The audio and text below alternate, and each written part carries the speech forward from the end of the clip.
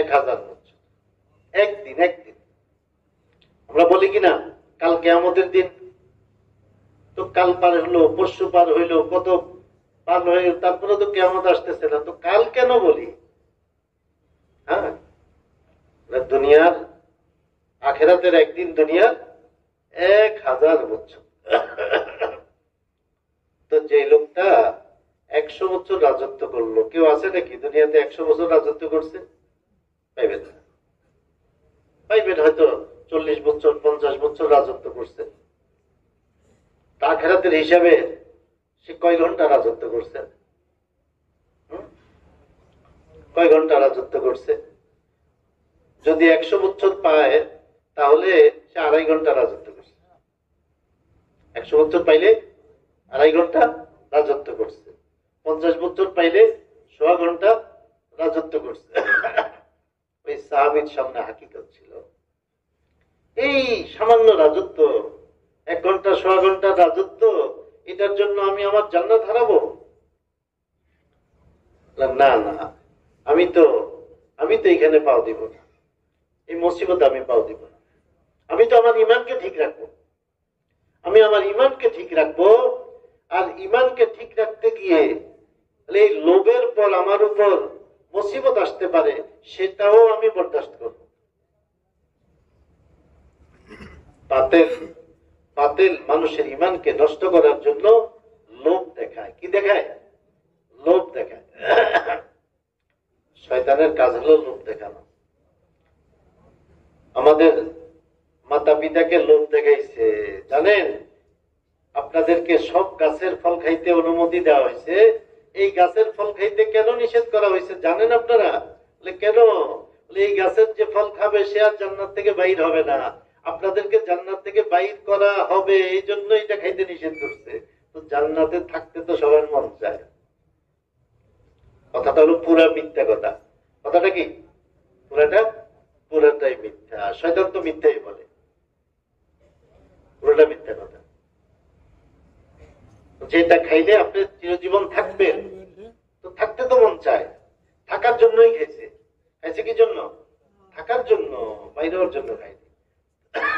কিন্তু সে তো মিথ্যা কথা বলছে, সে তো ধোঁকা দিছে, হ্যাঁ। শয়তান তো ধোঁকাই দেয়, শয়তান তো মিথ্যাই বলে, মিথ্যা ছড়ায়। শয়তান কি করে? মিথ্যা ছড়ায়। শয়তানের কাজ হলো মিথ্যা ছড়ানো। ওই ধোঁকা থেকে কে বাঁচতে পারবে? যে আল্লাহর সাহায্য প্রাপ্ত হবে।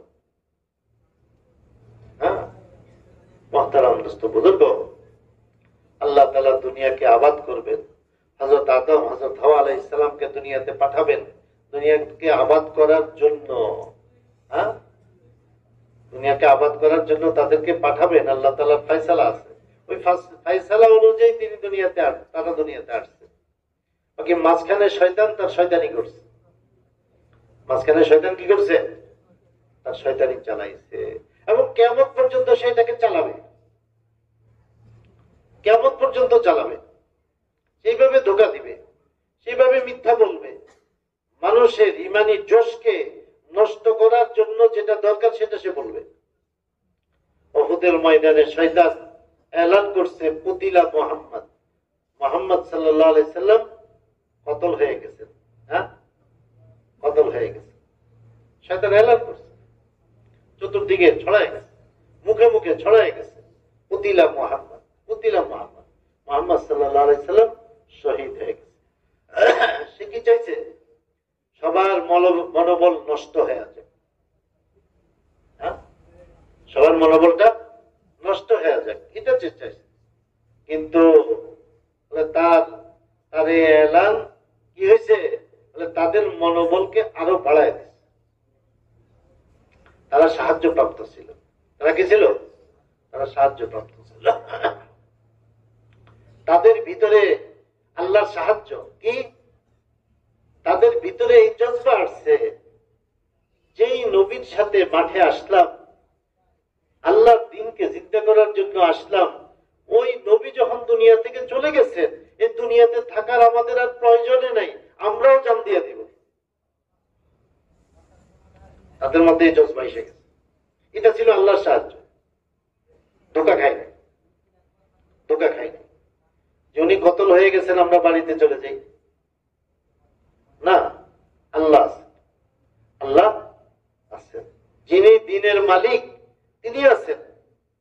হইতে পারে রাসূল শহীদ হয়েছেন, রাসূল দুনিয়া থেকে চলে গেছেন, কিন্তু যে আল্লাহর জন্য আমরা কাজ করতেছি ওই আল্লাহ তো দুনিয়াতে আছে, ওই আল্লাহ তো আছে। তাহলে আমরা কেন পিছপা হব? আল্লাহ রাসূল যে পথে গেছেন আমরাও সেই পথে যাব, আমরাও জান দিয়ে দিব, আমরাও জান দিয়ে দিব। শয়তান চাইছে তাদের মনোবলকে নষ্ট করার জন্য, আল্লাহর সাহায্যে তাদের মনোবল আরো বেড়ে গেছে। এক একজন সেরকম জান দিচ্ছে, সেরকম হাতের মধ্যে খেজুর, 2-3 দিন না খায় আছে, কোমরটা সোজা করতে পারতেছে না, কেউ খেজুর দিছে একটু খাও ভাই। খেজুরটা নিয়ে যখন শুনছে আরে মুসলমানদের উপর বিশাল হামলা হইতেছে, তখন বলতেছে আরে আমার মাঝে আর জান্নাতের মাঝে খেজুর গুলাই তো বাধা, এটা খাইতে খাইতে তো অনেক সময় লাগবে, এতটুকু আমি দেরি করব না, আমি তো আগে জান্নাতে যেতে চাই। খেজুর গুলাকে হাত থেকে নিক্ষেপ করছে, ঝাঁপায় পড়ছে, আর ওই অবস্থায় শহীদ হয়ে জান্নাতে চলে গেছে। ইনারা ছিলেন আমানতের বাহক, সত্যিকার তারা বাহক ছিল। আমানতকে তারা সহি ভাবে আদায় করছে। জান যাবে কিন্তু এই আমানতের খেয়ানত করব না। আমানতকে পৌঁছানোর জন্য যত কুরবানি দরকার করব, তাওহীদকে দুনিয়াতে জিন্দা করার জন্য যত কুরবানি আল্লাহ তাআলা চাবেন আমরা কুরবানি দিতে তৈয়ার। আমাদের কাজকে আমরা পুরো করব। তাদের আজম ছিল, আজাইম, তাদের সেরকম আজাইম ছিল। যখন তারা আজাইম করে আগে বাড়ছেন তো আল্লাহ তাআলা তাদেরকে সেরকম সাহায্য করছে, সেরকম সাহায্য করছে। মুহতারাম দোস্ত বুজুর্গ, ওই আমানত আজকে কার কাছে? আজকে আমাদের কাছে। ওই আমানত আমাদের কাছে। আর আমরা খাহেসাত পুরা করার মধ্যে আমরা কি আমাদের অধিকাংশ সময়কে লাগাইতেছি। চাকরি একটার জায়গায় 2টা, ব্যবসা সকাল থেকে রাত পর্যন্ত। কেন? খাহেসাত পুরা করার জন্য। জরুরত না, খাহেসাত। ওই খাহেসাত পুরা করার পিছে লাগার কারণে আজকে আমানতকে আমরা পৌঁছাতে পারতেছি না। আজকে প্রতিদিন লাখো মানুষ ঈমান ছাড়া দুনিয়া থেকে চলে যেতেছে। 650 কোটির মধ্যে প্রতিদিন কয় লাখ মারা যায় হিসাব দেখে। প্রতিদিন কত লক্ষ মারা যাইতেছে, আর বিনা হিসাবে জাহান্নামে চলে যাইতেছে। বিনা হিসাবে জাহান্নামে চলে যাইতেছে। কোন হিসাব নাই, এদের আর কোন হিসাব হবে না। কিসের হিসাব? বাস এদের প্রথম ফয়সালা, এদেরকে কি করো? জাহান্নামীদেরকে আলোক করে ফেলো, জাহান্নামীদেরকে আলোক করে ফেলো। এদের আর কোনো কথাই চলবে না, এদের জন্য কোনো সুপারিশ নেই, এদের কোনো রাস্তাই নেই। আর তাদের কাছে আমানতকে পৌঁছানোর জন্য আল্লাহ তাআলা এই উম্মতকে জিম্মাদারি দিয়েছে। আমানতকে পৌঁছাইতে গেলে তো গালি শুনতে হয়, আমানতকে পৌঁছাইতে গেলে ধাক্কা খাইতে হয়, আমানতকে পৌঁছাইতে গেলে নিজের ইজ্জত নষ্ট হয়ে যায়। আমি যদি আমানত পৌঁছাইতে যাই তা আমাকে মসজিদ থেকে বারিন্দায় পাঠায় দিবে, যান বারিন্দায় যান, আমার ইজ্জত নষ্ট হবে। আমাকে মসজিদ থেকে বাইর করে দিবে, আমার ইজ্জত নষ্ট হবে। আমাকে গালি দিবে, আমার ইজ্জত নষ্ট হবে। মুহতারাম দোস্ত বুজুর্গ, আসলে ওই আমানতকে আমরা বুঝতেই পারিনি। কত কঠিন মাসলা যে সামনে আসছে। এই জন্য নবীদেরকে কতল করা হয়েছে, কতল। নবীদেরকে শহীদ করা হয়েছে, আল্লাহ তাআলা আবার নবী পাঠাইছেন তাদের কাছে। আল্লাহ রাসূল সাল্লাল্লাহু আলাইহি ওয়াসাল্লাম কি বলতেছেন যে আমার তো মন চায় আমি আল্লাহর রাস্তায় একবার শহীদ হই, আবার জিন্দা হই, আবার শহীদ হই, আবার জিন্দা হই, আবার শহীদ হই, আবার জিন্দা হই। কয়বার বলছেন? 7 বার।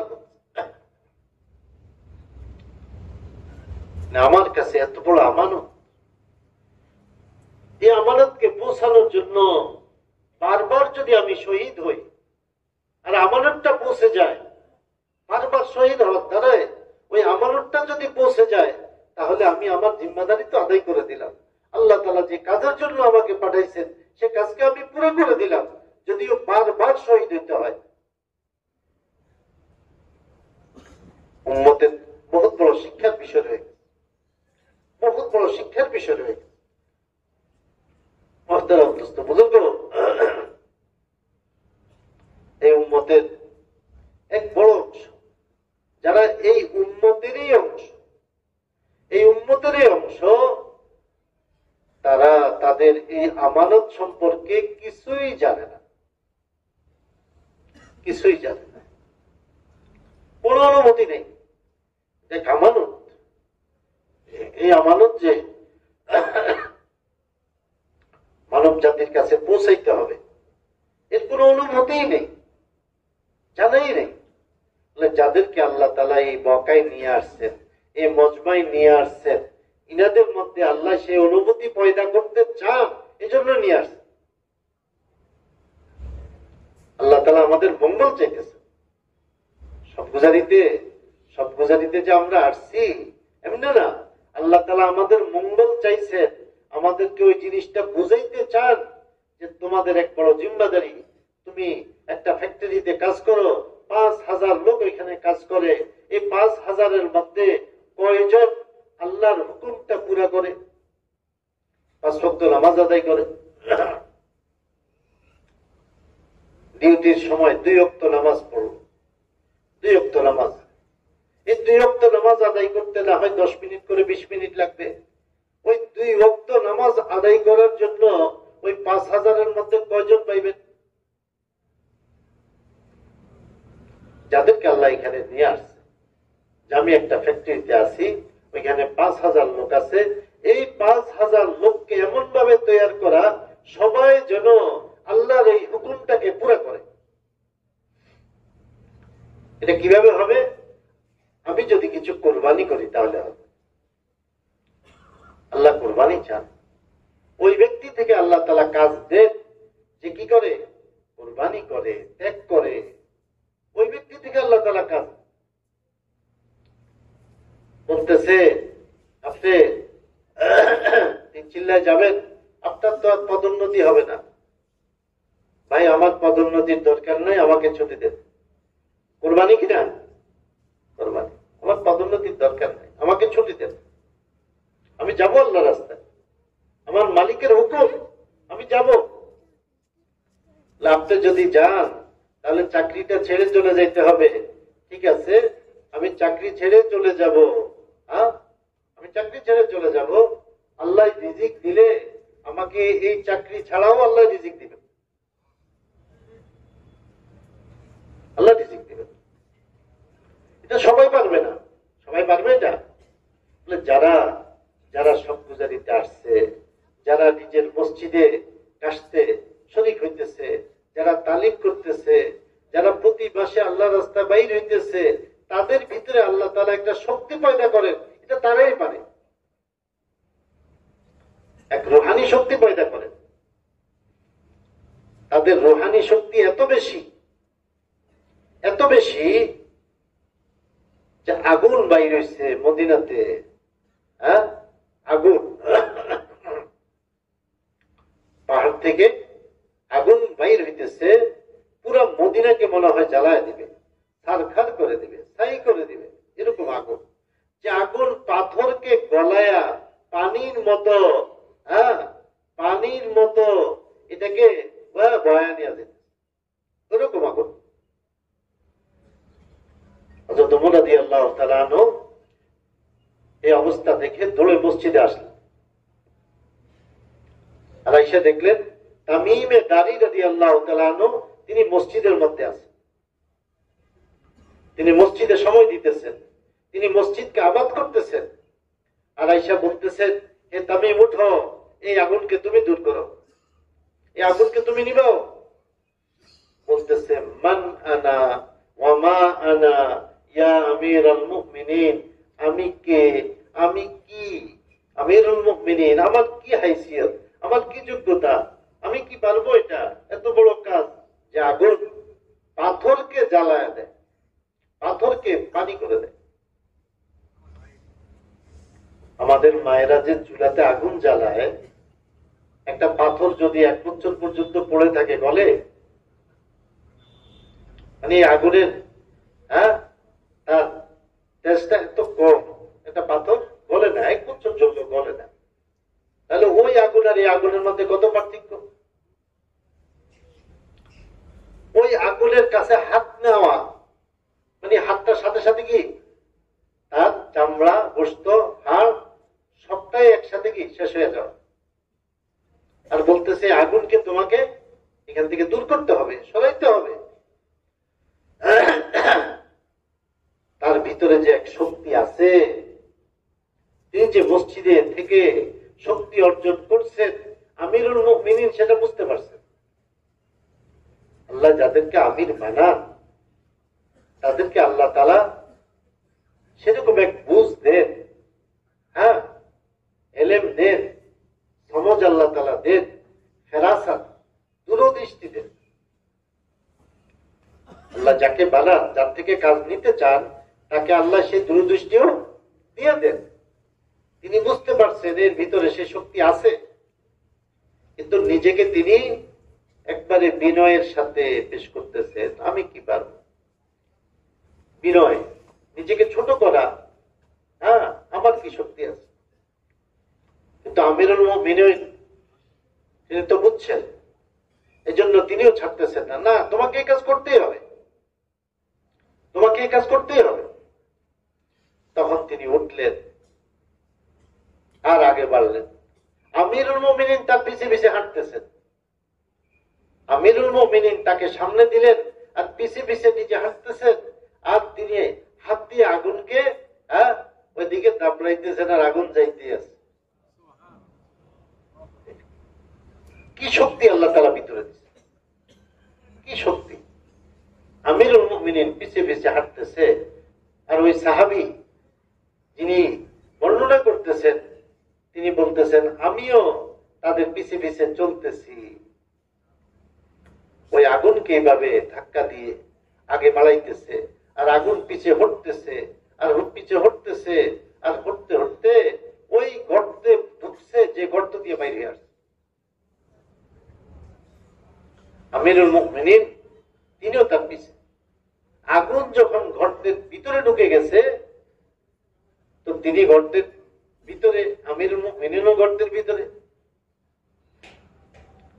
তখন আমিরুল মুমিনিন ওমর বিন খাত্তাব রাদিয়াল্লাহু তাআলা আনহু বলতেছেন,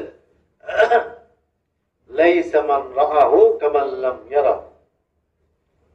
যে ব্যক্তি এই দৃশ্য দেখছে, আর যে ব্যক্তি এই দৃশ্য দেখে নাই, তারা কি হবে না কখনো আলাদা হইতে পারে। এরকম আগুনকে হাত দিয়ে তারা সরায় দিতে পারে, কিরকম শক্তি আল্লাহ তাআলা দান করছে। এই যে এক শক্তি, এই শক্তিটা যখন যখন দুশমনের সামনে প্রকাশ পায়, তখন দুশমন কিরকম ঘাবড়াইতে পারে। যারা হকের কাজে বাধা দেয়, যারা দ্বীনের কাজে বাধা দেয়, তারা যখন এরকম একটা শক্তি দেখে ভয় পায় কিনা? তারা তখন চরম ভয় পায়, তারা খুব ভয় পায়। তখন তাদের আর সাহস থাকে না। সাহাবায়ে কেরাম যে ইতিহাস, মদিনা মুনাওয়ারা থেকে শুরু করে বুখারা, সমরকন্দ পর্যন্ত, রাশিয়া, চায়না পর্যন্ত, আর আফ্রিকা, মরক্কো পর্যন্ত তারা যে বিজয় করলেন, তারা কি হাতিয়ার দিয়ে বিজয় করছিলেন না ওই ইমানি শক্তি দিয়ে বিজয় করছিলেন? ওই যে খোদাই পাকের সাহায্য ছিল। যখনই এরকম সাহায্য প্রকাশ পাইছে তখন যে সমস্ত দুশ্মন